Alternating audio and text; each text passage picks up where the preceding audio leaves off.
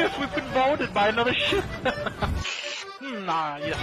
It appears the pirates are coming on board and killing all of us.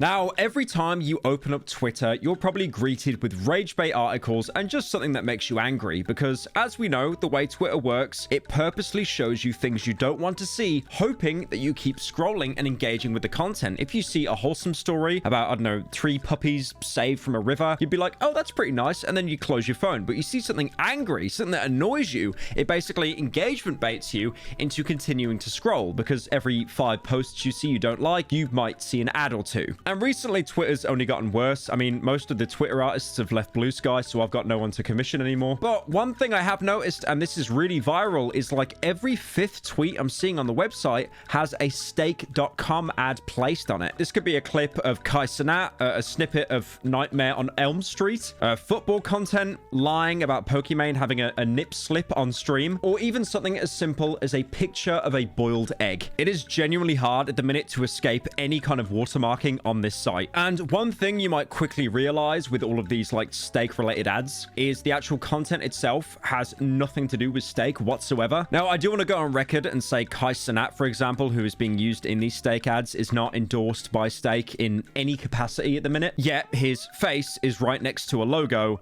of a clip that's watermarked. But another good example, like I just mentioned, like Nightmare on Elm Street, that is like an actual copyrighted piece of media, and you're just sticking a stake watermark on it. Now, in case you've been living under a rock, Stake is an Australian and Keasuan company. It's an online casino, and it's been created by Ed Craven and Bihan Tirani. Even Drake, your mother's favorite music artist, is heavily associated with Stake. Now, besides their logo being plastered all over the place, you probably heard of them because of the numerous videos I've made in the past talking about the world of Kick, because Stake is one of the biggest backers of the Kick streaming platform. Not only that, but some of these like Kick contracts actually require the streamers to sometimes do gambling content, like mandatory. That tracks considering if you stream yourself on Stake or any other online gambling site on Twitch. But if you do that on Twitch, for example, you will get banned for that because they've actually, you know, outright banned gambling, I think, well over a year ago now. So obviously, with the biggest streaming platform in the world, Twitch banning gambling content, where do most people go to? They go to Kick. And that's for a very good reason, because Kick itself isn't actually currently profitable. But if Kick isn't profitable, where are these $100 million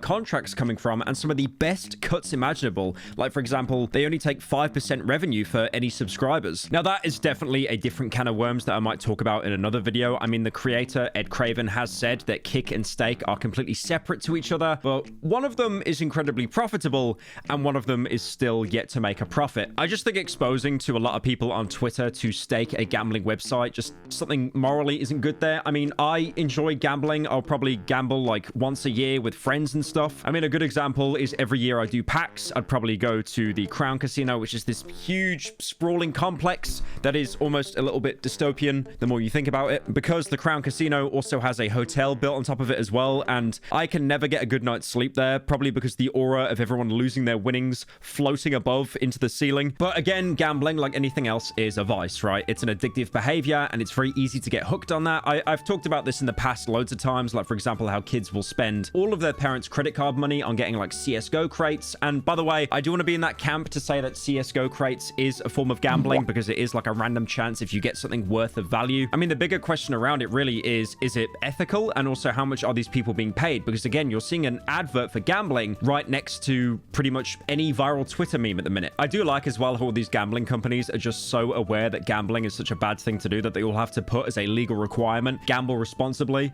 So you'll see like a random meme on Twitter and then in the very small text, gamble responsibly. I think one of the worst things about this as well is the way that people are consuming short form content now. Like for example, you probably won't sit down to watch an entire episode of Family Guy, but you'll see clips of Family Guy on TikTok and on Twitter. They are now being infested with these stake ads. Personally, if I saw a clip of like a streamer that was gambling a lot of money and they won or they lost, and then there was like a stake watermark, that would make sense, right? Because you're probably looking for that kind of content. I mean, to be fair, thinking about it now, that would be hilarious in the levels of irony. Thinking about like a guy that loses 25k pay, and then there's an advert to actually go on the same gambling website down below. I mean, if you want a great way to make or lose money incredibly quickly, there's websites like Polymarket, which is like the world's biggest prediction market. People were predicting who was going to win, Orange Man or Changing Accent Woman. So I'm looking right now on the prediction website, and it's like, will Biden finish his term? As, you know, implying that he's just going to like keel over and finally pass away, like before even finishing his term. And then there are other things like, for example, is Trump going to end the Ukraine war in the first 90 days? And that's got a incredibly low 49% chance. I know this video is going to come across as like very preachy about gambling le bad, and I think like you can have fun with anything as long as you know, treat it responsibly. But again, I feel that there are also people that are mentally predisposed into doing something more than other people. Like there was a study done all the way back in 2021, saying all the way back in 2021 is whiplash, by the way. And that study shown that 60% of young people that were aged between 11 and 21 years old displayed problematic gambling behaviors. And 1% of these kids were actually showing symptoms of an online gambling disorder. Now, 1% seems like a comedically low amount. I think you've got less of a chance of actually getting anything worth value in a CSGO crate. What?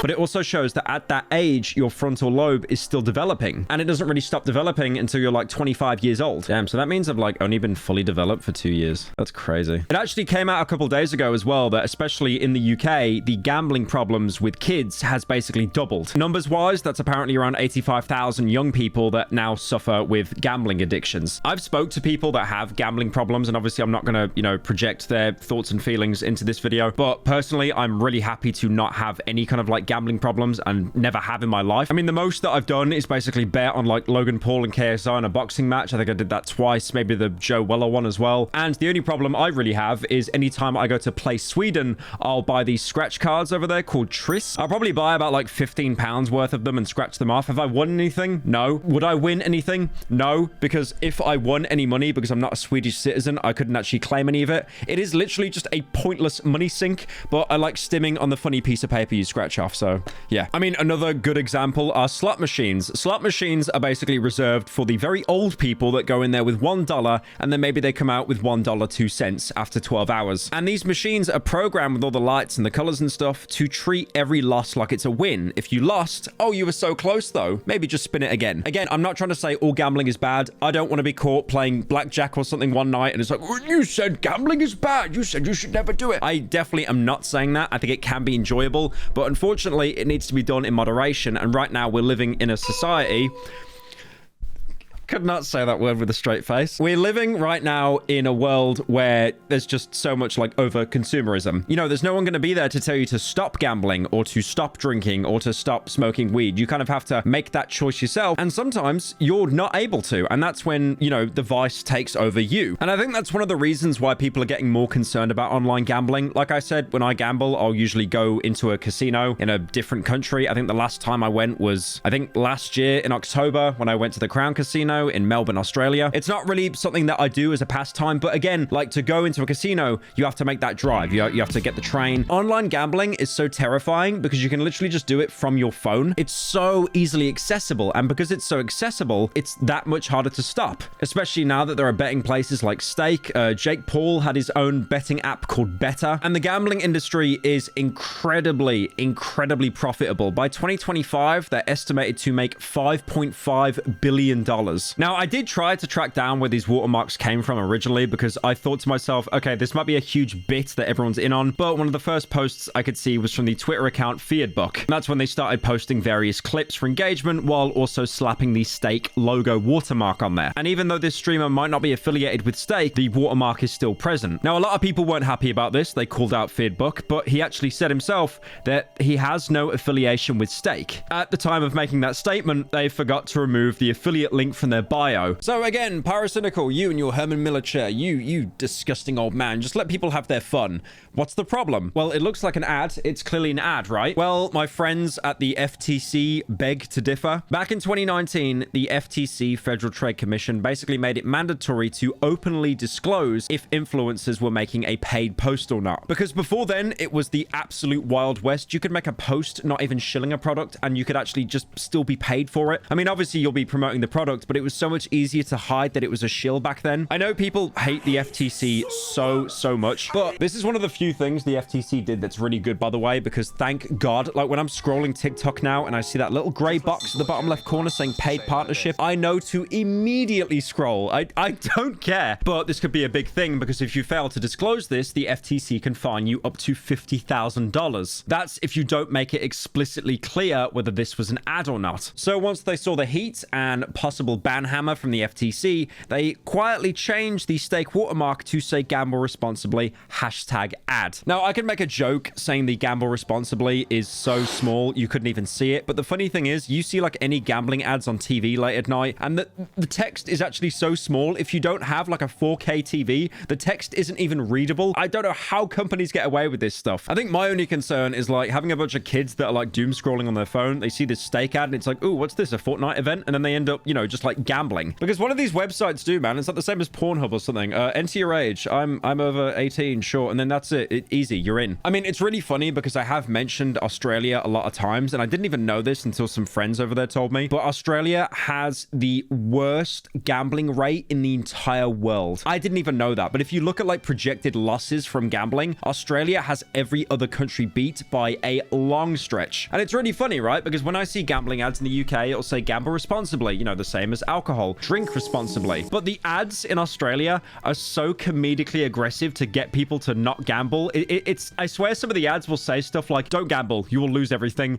you will lose your family, and we will come and kill you. Here's one of the ads I actually found. I know it is an anti-gambling ad, to be fair. I mean, again, we have those in the UK, but it's like, you know, support's always available. But this one just says, in the end, the machines will win. So we're talking about like Skynet or something now with like gambling problems. And I get it, gambling is everywhere, right? There's probably slot machines in Roblox. I know I have seen slot machines in Gary's mod. And people will unfortunately spend real money to bet in like an online casino to basically get no returns. Now, is anything going to happen to stake? Will there be like a big ban hammer? No, not really. I think this is just some people trying to make a quick buck, but you know, I get it. Get the bag. Gimmick account 5,000. I got no problem with that. But I think it's just more the fact that like you're subjecting people to gambling ads, especially young people, and they could be indoctrinated into, you know, starting to bet. Like, I get it. I know I sound like the old man in the armchair waving his walking stick at the clouds, but you know, I've seen various examples. Like, for example, there've been people in the UK that have won like a postcode lottery or some kind of like, you know, underage lottery thing when they were 16 or 18 or like a scratch card or something, and they won like tens of thousands of pounds. And the problem is when they had such a huge win, such a huge dopamine rush when their brains were still developing, it's basically became part of their personality now. And unfortunately, when they grow up, they end up genuinely getting a gambling problem from it. I mean, the thing is as well, you look at these stake ads on Twitter, right? And they don't even say like 18 plus or anything like that. Like, they don't openly say that it is like, you know, a gambling site. It does say gamble responsibly, but there needs to be some kind of indicator that like you should not go on this website unless you're an actual adult. Are the FTC actually going to get involved? I'm not really sure. The thing is, at like a bureaucracy level like that, it does take them months and months to form any kind of like investigation. But regardless of that, it's still a little bit shady. I think one of the worst things about it as well is like it's not original content in any form. I mean, Lamau, this is coming from me on the PyroLive channel, but they're just taking like pre-existing memes and then basically trying to profit off them. It basically is a you laugh, you lose challenge, but there's not even anyone doing any kind of reactions in it. But yeah, what's the moral of today's video? That's another bridge I burnt talking negatively about a big company that probably would have paid me millions. So unlucky to me, I guess.